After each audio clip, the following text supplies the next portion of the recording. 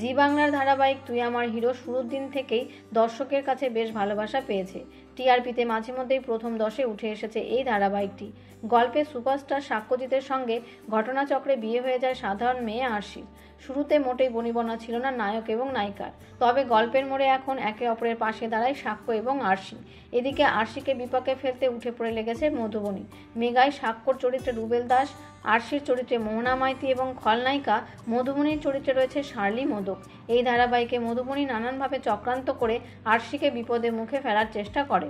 অন্যদিকে আরশিও কম যায় না, সেও বুদ্ধির জোরে মধুবনীর চক্রান্তের জাল কেটে ঠিক বেরিয়ে আসে। এমনকি তার সমস্ত প্ল্যান বানচাল করে সাক্ষ্যর সামনে মধুবনীর মুখোশ খুলে দিতে উঠে পড়ে লাগে আরশি। গল্পের নতুন মোড়ে আরও একটা শত্রু বাড়ল নায়িকার। মধুবনী আরশিকে ফাঁসাবে বলে নন্দিনী নামে একজনের সঙ্গে হাত মেলায়। এই চরিত্রে দেখা যাবে ডালিয়া ঘোষকে।